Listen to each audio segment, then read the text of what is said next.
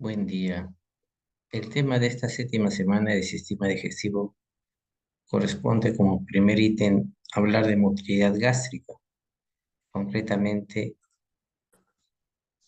de relajación receptiva de los movimientos de mezcla a nivel del estómago y finalmente el vaciamiento gástrico. Sin embargo, no podemos hablar primero de la función sin antes hablar de la anatomía del estómago. Entonces, primero hacemos un recordaris, un repaso de la anatomía del estómago. El estómago es una víscera hueca, como se puede ver bien en este primer esquema. Es un órgano sólido, pero hueco, ¿no? Situado en la parte superior de la cavidad abdominal, como se ve en este esquema, debajo del hígado, debajo del diafragma, ¿no? Ocupa gran parte del epigastrio y casi todo el hipocondrio izquierdo, y como dice el Atariaforis Liar, el compartimento sufrénico izquierdo. Se encuentra localizado por encima del colon transverso y se puede ubicar entre el esófago por arriba y la continuación del duodeno. En su prolongación inferior, presenta una curvatura mayor sobre el cual sale el delantal, que es el aumento mayor o el pie mayor. Dentro de su configuración externa podemos hablar que el estómago tiene dos porciones, vertical, horizontal, vertical y horizontal. Dos curvaturas, precisamente la curvatura mayor que acabamos de ver y la curvatura menor. Dos caras, una anterior y otra posterior. Y dos orificios que corresponden precisamente al cardias, aquí, que es oval, tiene un eje mayor vertical y mira ligeramente hacia arriba, hacia adelante y hacia la derecha. En cambio, el otro orificio es el orificio pilórico, que es básicamente circular y mira hacia arriba pero atrás y a la derecha. Concretamente, la porción vertical es esta. Está compuesta de una tuberosidad mayor bueno, ese es el término antiguo, ahora se denomina fondo gástrico, que tiene una forma de una cúpula que se amolda pues precisamente a la curvatura de la cúpula diafragmática. Y si se traza una línea imaginaria entre el esófago abdominal y el comienzo de la curvatura mayor y se traza esta línea imaginaria, entonces ahí sería el límite inferior que corresponde al fondo y ahí inicia el cuerpo gástrico, ¿ya? Entonces el cuerpo gástrico es esta de acá. ¿Y cuál es la característica del fondo? Que cuando hacemos una radiografía simple de pie, podemos observar una imagen radiolúcida que corresponde pues precisamente al aire que hay en la cúpula diafragmática, es decir, a este nivel, en el fondo que tiene aire, ¿ya? El cuerpo es la otra parte, la porción vertical, que tiene en forma de un cilindro irregular aplastado, y la curvatura menor tiene una incisura, esta es una incisura que se denomina incisura angular, en la cual cambia, digamos, por otra manera, en la que la porción vertical pasa bruscamente a ser porción horizontal. Y entonces a esta se denomina incisura angular o incisura angularis, el cual se traza una línea imaginaria que llega precisamente casi perpendicular a la curvatura mayor y divide lo que es el cuerpo de esta porción que es el antropíloro, o si quieren, de la porción vertical de la porción horizontal. Eso es anatómicamente hablando. Histológicamente, el cambio es acá, ¿no? Para decir que acá comienza el cuerpo y acá comienza el antro. Y esta porción de acá se denomina tuberosidad menor, por si acaso. A este criterio, esta parte de acá. Entonces, el antro pilorio vendría a ser la presión horizontal. Nosotros lo podemos ver en cirugía de esta manera, abierta la cavidad abdominal. Se puede ver, por ejemplo, acá está el estómago totalmente cubierto por la cara visceral del hígado, pero se puede ver el epíplon mayor, perdón, que está descendiendo, y este es el colon transverso, que es bastante móvil, déjeme decirles. ¿No? Estas son las tres estructuras que acabamos de identificar. Esta es otra visión también de lo mismo, pero acá ya se puede ver algo del estómago, ¿no? Precisamente la curvatura mayor por acá y la cara anterior del estómago. ¿No? Es casi similar, son dos esquemas. Si nosotros logramos levantar el lóbulo izquierdo, la cara visceral, lo podemos ver de esta manera artificiosa, y eso es lo que se ve en la cirugía cuando nosotros queremos observar el estómago. No olvidar que la curvatura mayor tiene 40 centímetros y a partir del cual sale el epíplon mayor, Y en cambio la curvatura menor es de menor longitud, de 15 centímetros, y sería el epíplomo menor. Eh, Recordar entonces ah, que esta línea imaginaria que se da entre el esófago abdominal y el comienzo de la curvatura mayor se da animal de una incisura que es la incisura del cardias, también llamado ángulo de His. Y no olvidar la incisura angular, ¿no? En lo cual se traza una línea imaginaria. Debe decirles que el fondo tiene una longitud aproximadamente de 5 centímetros. Y esta línea oblicua es la que divide, pues, precisamente la porción vertical de la porción horizontal del antropíloro, del estómago, básicamente. Es una descripción anatómica clásica. ¿Ya? Y el criterio histológico está acá.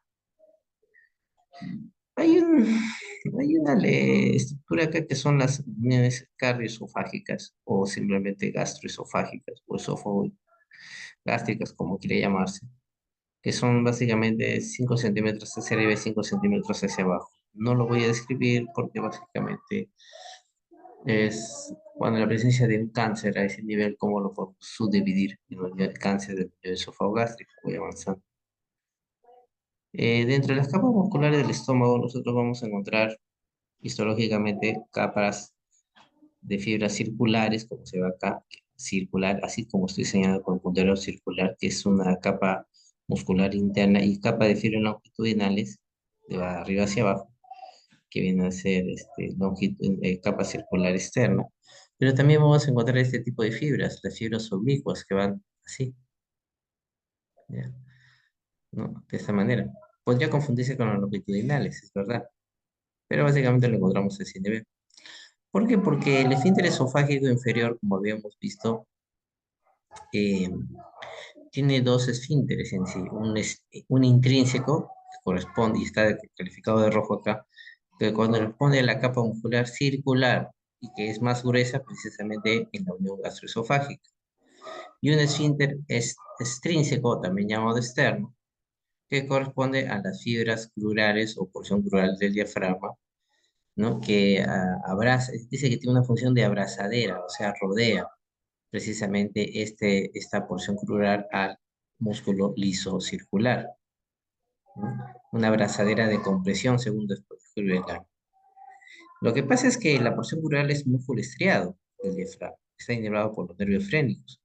En cambio, la porción circular está inervado por el nervio. Bueno, tiene su propio plexo, pero está inervado extrínsecamente por el nervio vago. Y los dos se contraen de manera coordinada durante los procesos de la respiración y durante los procesos de la contracción de la musculatura tóraco-abdominal, ¿no?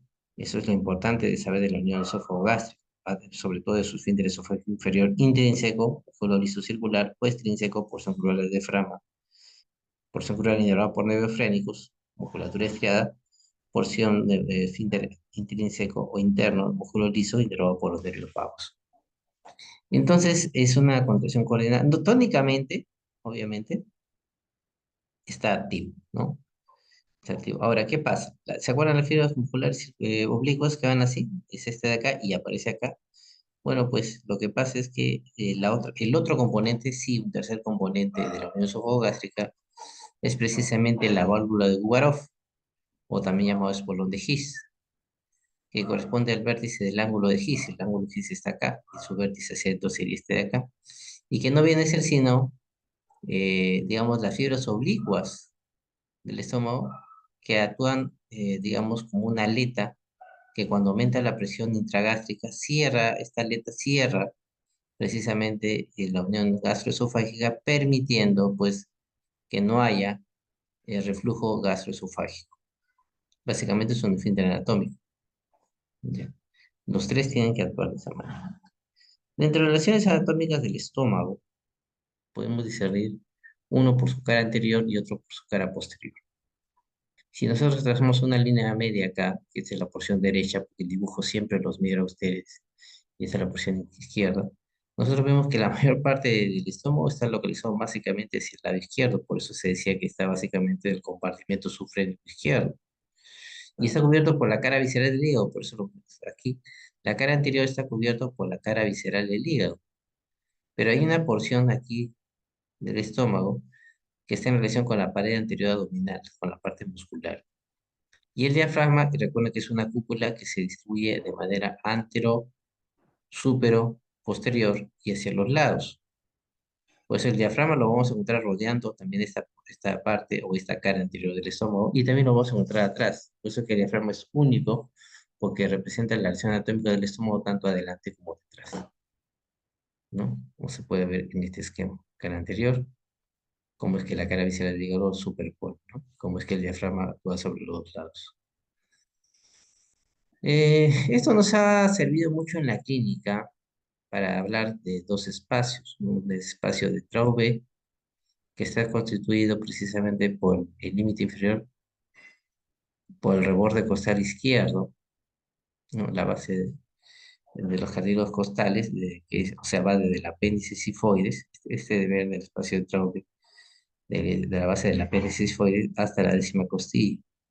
Ese sería su límite inferior y su límite superior y externo de este espacio de Traube es una media luna que parte del quinto sexto arco costal, o acá está el sexto, ¿no? Constituye el límite superior y se va a juntar con el lado inferior, formando este espacio, ¿no? Se dice que al percutir este espacio está en relación con el fondo gástrico y como el fondo gástrico tiene aire, ¿no? Durante esa maniobra debe tener un sonido, un timbre timpánico, o sea, de aire. El otro triángulo es el triángulo de la B, que está constituido por el borde costal izquierdo, ¿no? El borde anterior del hígado y la curvatura mayor del estómago, ¿no?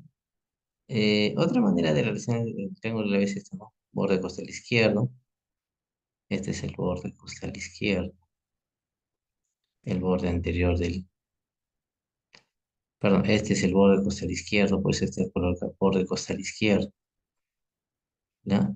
El borde anterior del hígado, borde inferior del hígado, y la curvatura mayor del estómago, que muchas veces, como es muy constante, relacionan mejor una línea horizontal que une los novenos cartílagos costales, y es el famoso triángulo de la B, ¿no? Eh, ¿Para qué me sirve? Porque yo al delimitar esta área, yo sé que el estómago básicamente tiene un área que se va a estar en contacto con la pared abdominal anterior, en la B, y que precisamente el espacio de Traube que estaría por acá estaría relacionado con el fondo gástrico, mediante el examen físico. Muy bien. Sobre el epíplo menor, nosotros encontramos tres estructuras.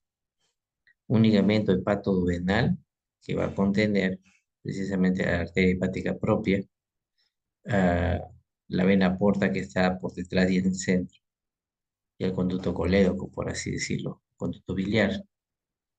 Entonces ahí se forma, formando, entonces eso forma, están sobre el tejido conectivo rodeado, se forma el ligamento hepatoduodenal, que en alguna literatura la van a encontrar como la pars pediculada. Si me aproximo más hacia la curvatura menor, voy a encontrar ligamento que es el gastrohepático, que corresponde básicamente a la pars flácido o translúcida, ¿no? Y más internamente, ya en la curva, ya en su unión con la curvatura menor, ¿no? Tenemos a la pars condensa, que contiene los vasos gástricos derecho e izquierdo respectivamente, ¿ya? Acá está precisamente algunas estructuras relacionadas con gastrohepático y hepatodenal, ¿no? Y por acá, metiendo mi dedito, no sé si se acuerdan de la primera clase, nosotros vamos a encontrar el hiato de Wunsch, que nos comunica con la uso mental de Duvenait y la transcavidad de los epiplones, precisamente. Este es el primer esquema que vimos de la relación del estómago, pero si yo soy capaz de mover el estómago y quiero ver sus relaciones posteriores, lo estoy desplazando, yo voy a ver que el diafragma está en contacto con él, está el riñón y la glándula superior izquierda o lateral, está el vaso, está la cola del páncreas y está el mesocorno transverso. Y si se fijan bien, este dibujo es simultáneo, ¿no? Entonces, hablamos, aquí está, perdón, voy avanzando. Aquí, diafragma, diafragma, aquí, diafragma, glándula suprarrenal, de este colorcito, y polo superior del riñón izquierdo, el vaso, ¿verdad? La cola del páncreas, y finalmente el mesocorno transverso. Entonces, esas son relaciones. Estas estructuras de acá se denomina el lecho gástrico, estructuras del lecho gástrico, porque ahí se acopla el estómago. Con respecto a la curvatura mayor, nosotros vamos a ver que está compuesto por el ligamento gastrofrénico, que es este de acá, que va del estómago, curvatura medio del estómago hasta el diafragma. El ligamento gastroesplénico, que va de la curvatura mayor hacia el vaso, pues muchas veces lo pueden encontrar como aumento medio. Y el epipón gastropólico, gastro, curvatura mayor, pólico, ¿no? Y acá lo vamos a ver. Entre gastrofrénico y gastroesplénico cortados.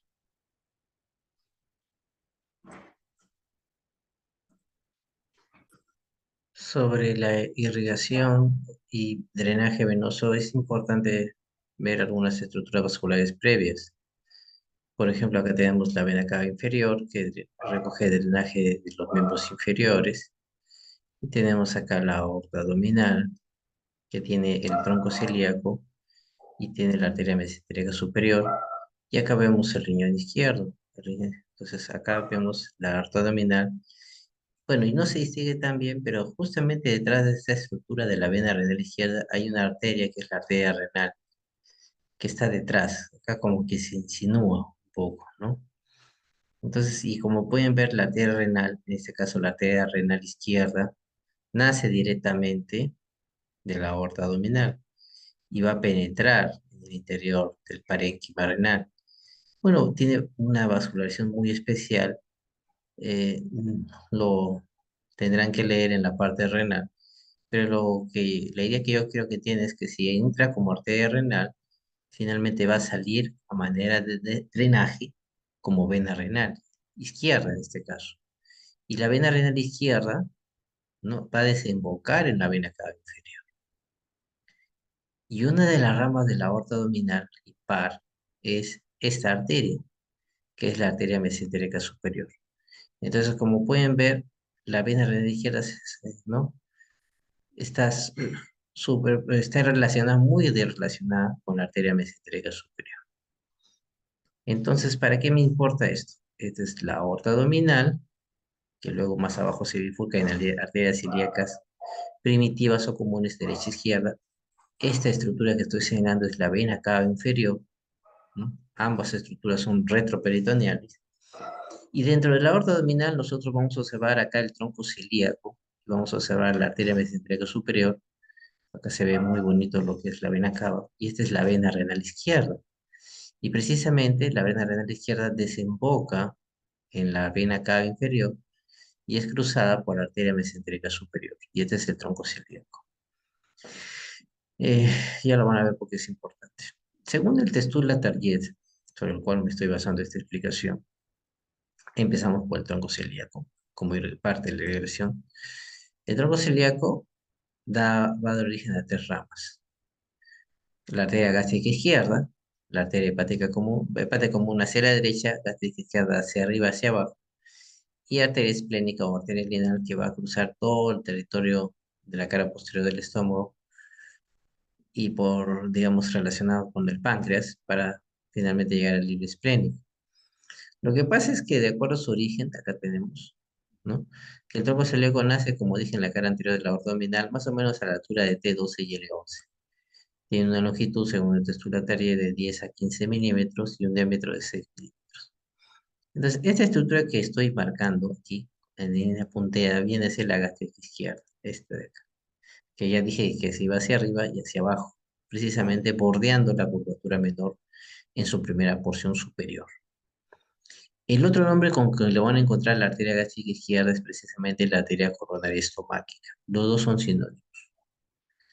¿Y qué va a pasar? Que según el titular de Ariel, ¿no?, este tronco celíaco de acá, hasta en un 46% de los casos, la primera rama que da es precisamente la gástrica izquierda. Y luego termina en una bifurcación en la que se origina concomitantemente la arteria hepática común y la arteria esplénica. Eso en un 46% de los casos.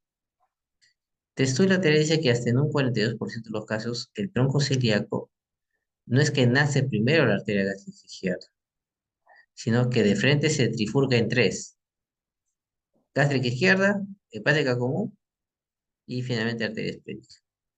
A esta trifurcación, ¿no? Se le conoce como la trípode de Haller, ¿ya? Muchas veces hay confusión y de frente dice, dime los tres componentes de la trípode de Haller. Depende, pues, doctor. ¿Por qué? Si se trifurca, ahí sí le puedo decir que es esta trípode de Haller, pero sí.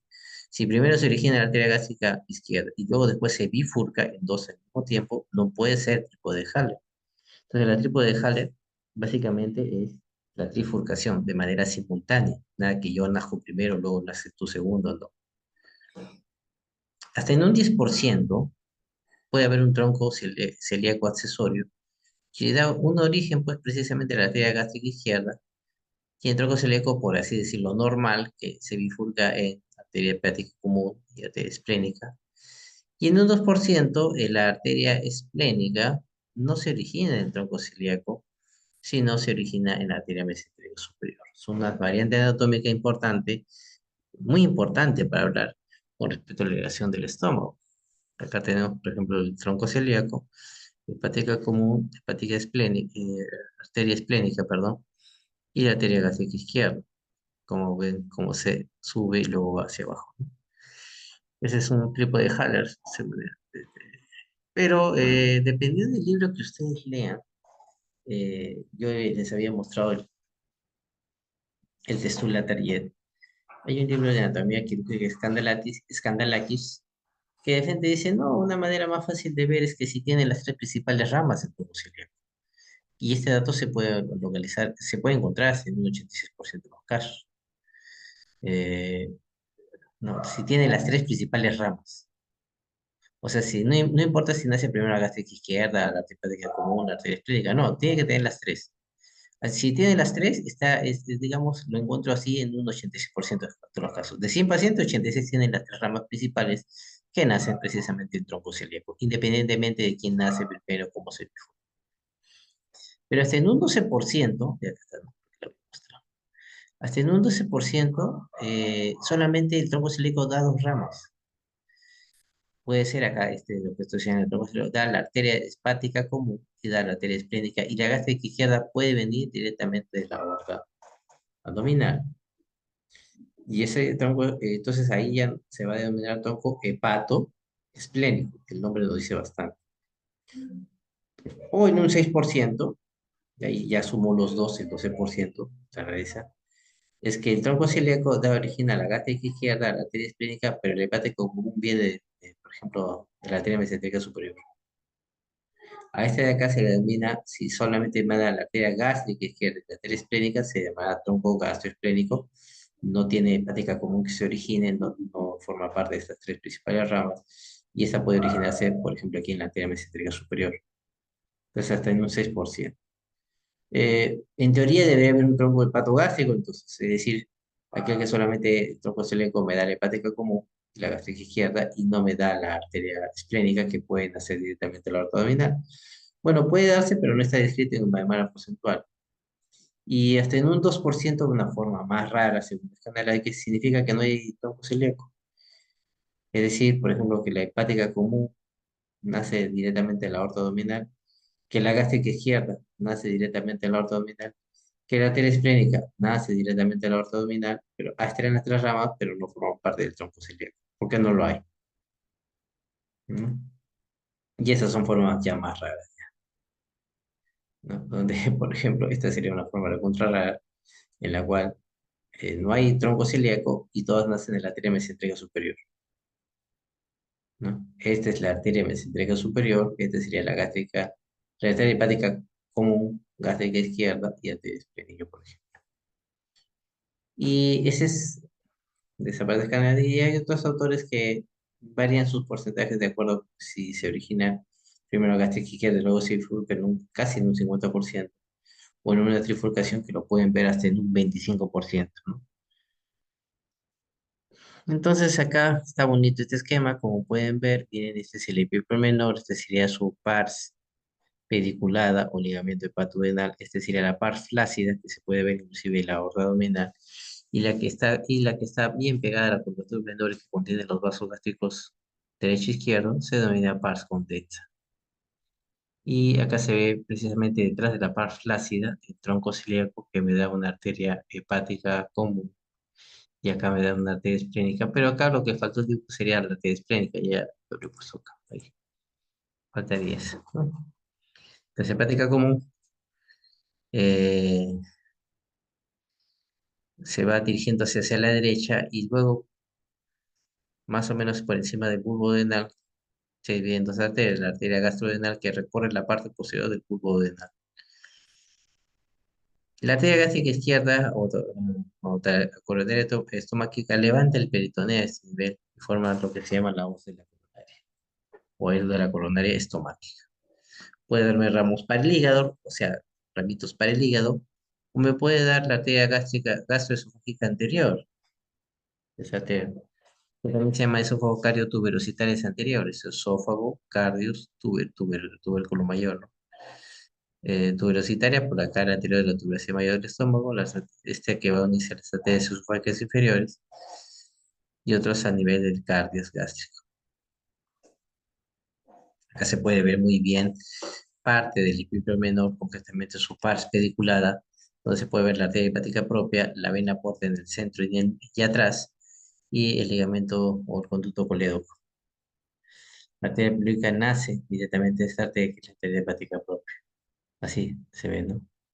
Y a veces hay que disecar para poder apreciar en su real dimensión. Bueno, y ya todo en Wieslow lo que tiene que hacer son los límites. Esto ya lo vimos en peritoneo, no voy a andar más en eso.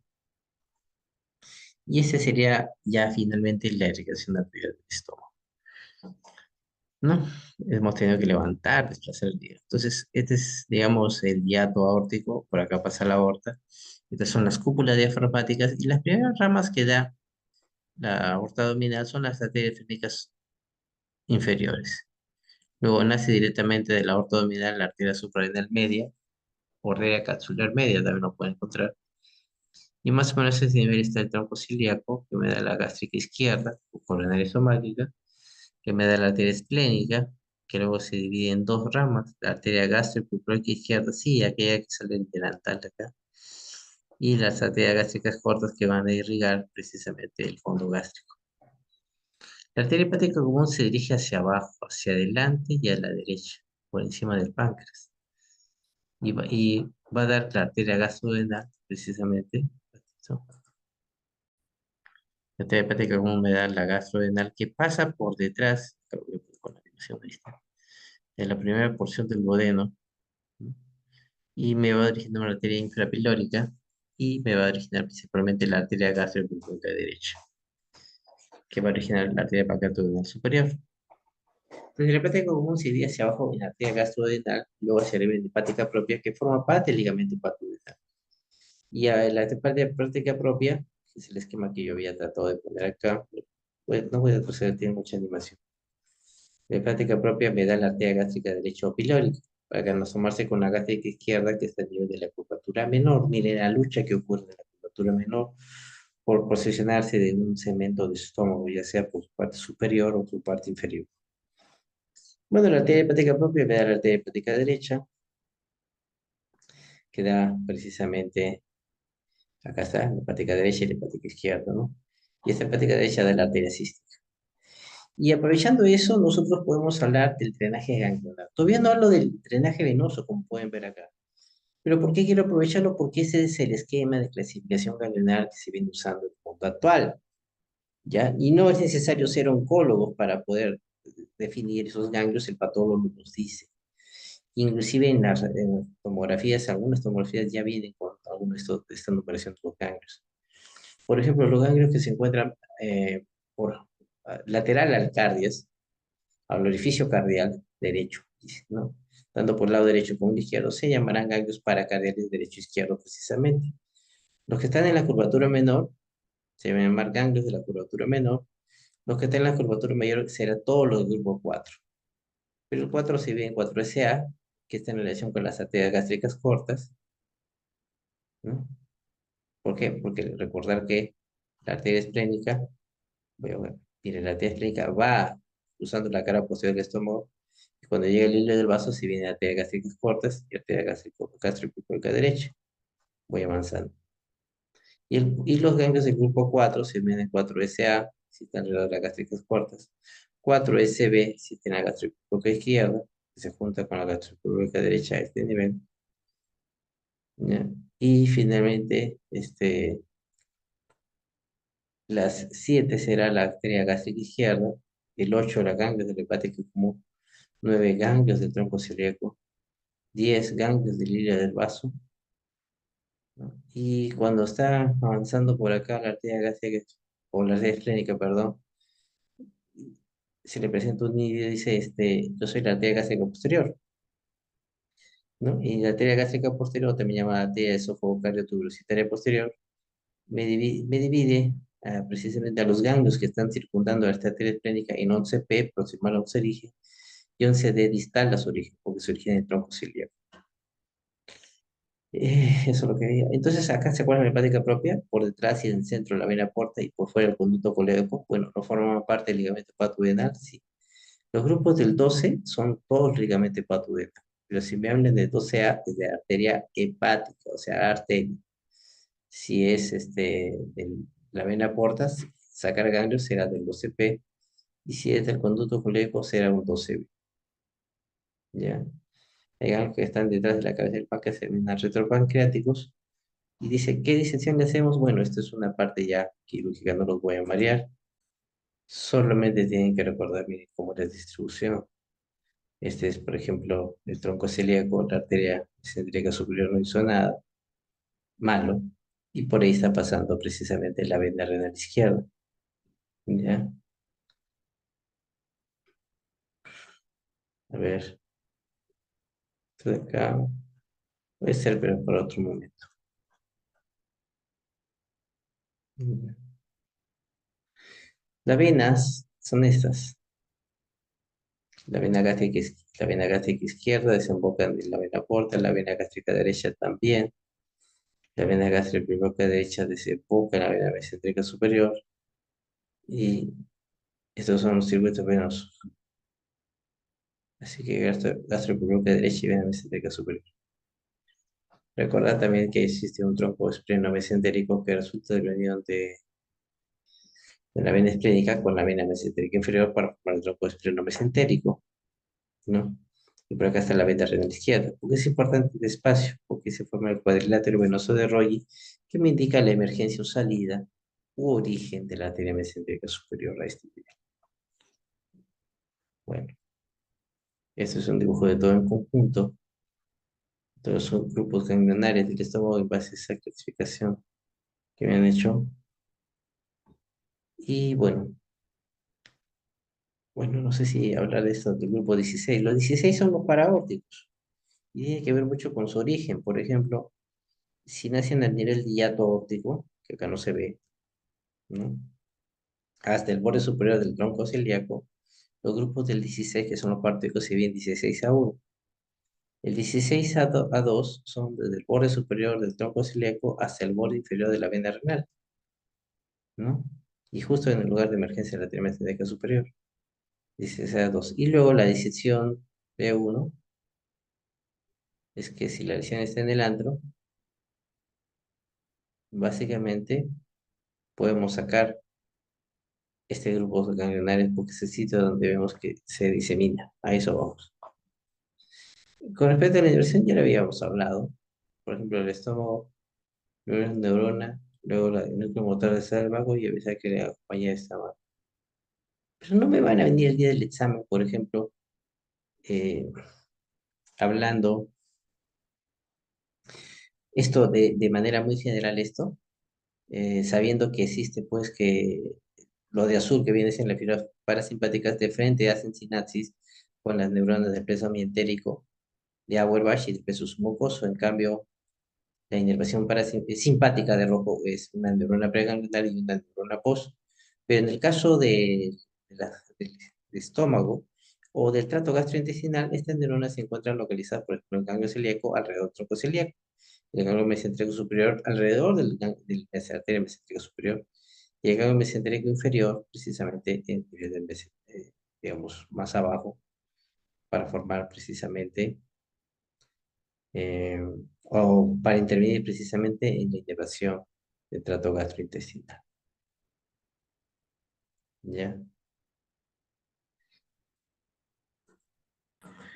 Con respecto precisamente a la inervación parasimpática, ¿ya? Eh, tenemos que saber que el nervio vago, pues tenemos un nervio vago derecho y un nervio vago izquierdo, que se origina a nivel del bulbo raquídeo. Acá tenemos un corte transversal, el bulbo raquídeo, vemos el núcleo motor rosal del vago, y miren cómo es que se origina aquí en el espesor del bulbo raquídeo, ¿no? Y sale precisamente eh, en el surco recto olivar, atrás de la oliva, y va bajando por la fosa yugular, o el agujero yugular, va descendiendo. Luego vemos cómo es que los dos lados, el nervio vago derecho y vago izquierdo, van descendiendo. Y me interesa precisamente cómo es que el nervio vago derecho e izquierdo se sitúan primero en la cavidad torácica, aquí a ese nivel.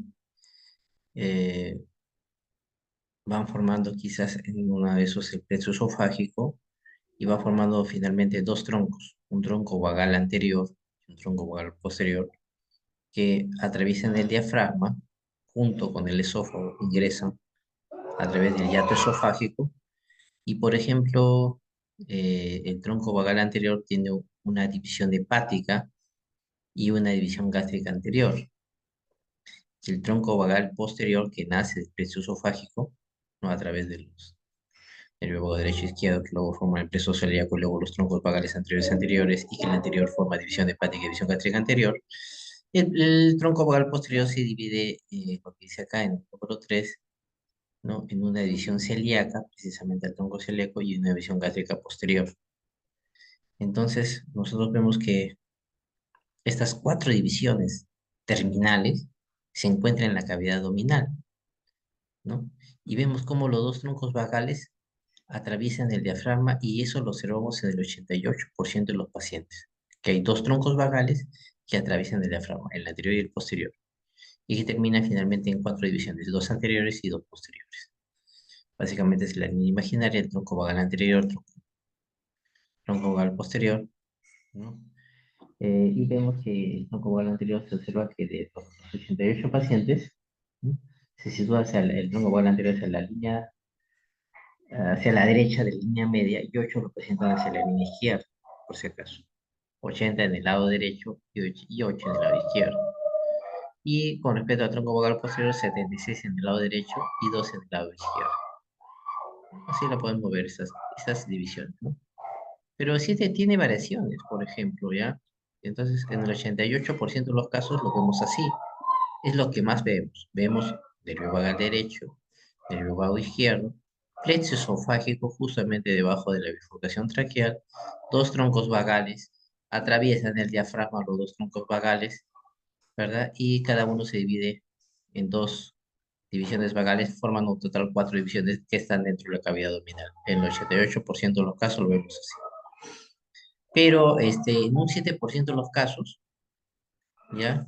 Los troncos vagales, tenemos acá el tronco vagal anterior y el tronco vagal posterior, se dividen en el tórax, ¿no? Y de tal manera que las cuatro divisiones, dos anteriores y dos posteriores, se encuentran a nivel de diafragma. Este ejemplo lo encontramos en el 7% de los casos. En un 3% de los casos, el peso esofágico no está acá, en el esófago superior medio o debajo de la bifurcación traqueal, como encontramos abajo, ya casi antes de llegar al hiato esofágico, un peso esofágico bajo. Entonces, los troncos vagales, tanto anterior y posterior, no lo vamos a encontrar en la cavidad del tórax. Y por lo tanto, sus divisiones tampoco lo vamos a encontrar en el tórax. Entonces, hasta en un 3% ambos troncos vagales, sus divisiones terminales, dos anteriores y dos posteriores, lo vamos a encontrar en el abdomen. Y en un 10% los troncos vagales se encuentran completamente en el tórax y las cuatro divisiones se han ramificado en el tórax. Entonces, esos son, digamos, características que tienen que observar. Finalmente, la regulación simpática es que realmente la neurona preganglionar, por el vago, estoy colocando ejemplo el vago acá, porque ustedes saben que bueno, ¿por qué no menciono el vago? Porque estoy hablando de regulación simpática y parasimpática del estómago. Y no puedo decir yo que el componente craneal, que del estómago que sí lo inerva, no puedo decir yo que el componente sacro lo inerva, por eso es que no estoy metiendo acá al S2, S4. Entonces, ¿qué pasa? La fibra preganglionar del núcleo motor, o sea, del vago, finalmente, va a llegar a esta neurona entérica del peso entérico. Algunos lo consideran como fibras postganglionales modificadas. Y va a inervar el músculo, va a inervar la glándula para ver si se secreta. Entonces, es una acción directa, ¿no? Recuerda cómo es. En cambio, el preganglionar y postganglionar del simpático no afecta directamente al músculo, no hace hacia el músculo, sino inhibe la acción parasimpática. ¿Y cómo lo hace? La noradrenalina se activa sobre los receptores alfa 2 inactivándolos y por lo tanto disminuye la producción de acetilcolina. Pero se dan cuenta que finalmente el simpático no actúa directamente sobre el músculo, sino lo hace a través inhibiendo a las neuronas entéricas o el peso entérico. Esa es la primera parte que quería ver de la anatomía del estómago. Ahora sí podemos hablar de su motilidad y podemos hablar de su relajación receptiva, de su mezcla o molienda y finalmente de su función de bomba pilórica de vaciamiento gástrico.